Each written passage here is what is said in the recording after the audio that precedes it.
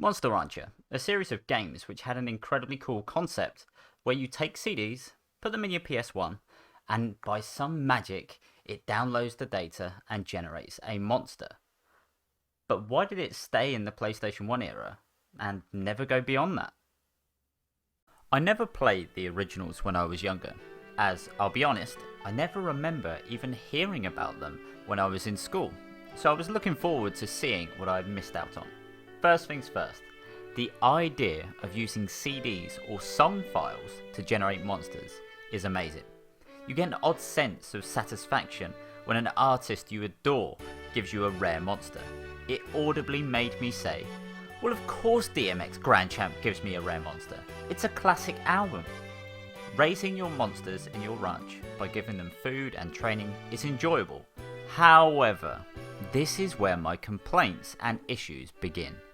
You aren't raising your monsters, the computer is. Sure, you choose the food or items to use, but you have no impact on how their training goes.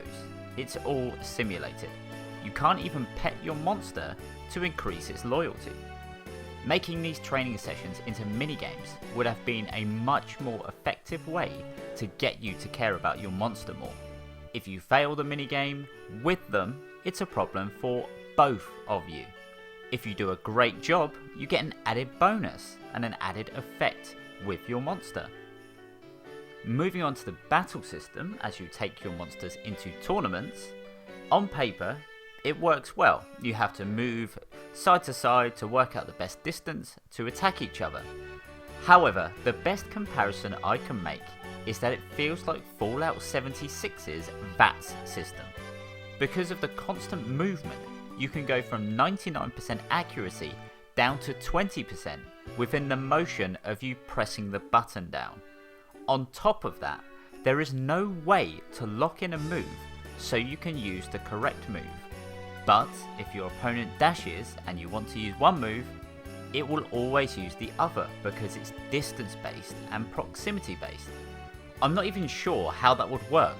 Did my command get mistranslated in the air as I yelled from the sidelines? Another issue in battle is the loyalty system. While that's not an issue for the whole of the game, in battle it is massively a problem.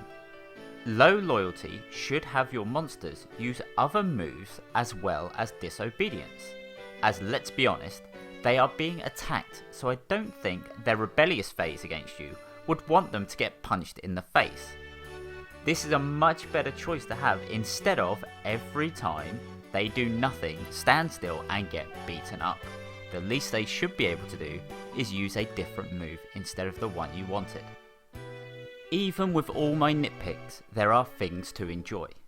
Freezing your monsters to either battle them online versus your friends or fusing them to make stronger monsters is a lot of fun.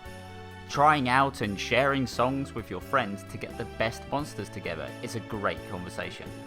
Robert Glasper's music may be relaxing, but he's hiding a dragon.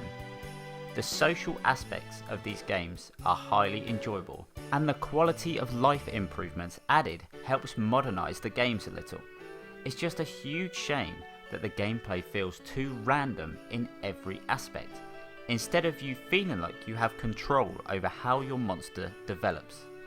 I really enjoy the G1 jockey games, even though I don't particularly like horses.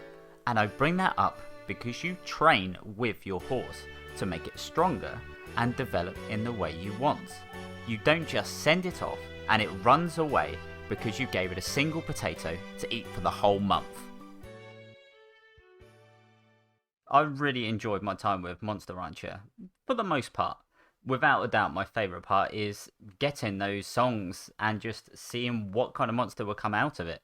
Honestly, the battle system really did irritate me. However, it wasn't too much of an issue. It's not really something that would put me off recommending you try these games at least. Because, I mean, it's 2 games. It's always worth a try. But there's just little bits extra which need to be added. And honestly, I really hope there is a third one. Because if they do take some of my suggestions into account and add them into that third game, I can see myself getting really addicted to it. And it would be like the new Pokemon for me. I hope that doesn't mean a new curse. But still, I really enjoyed my time with Monster Rancher, and I'm sure you will as well.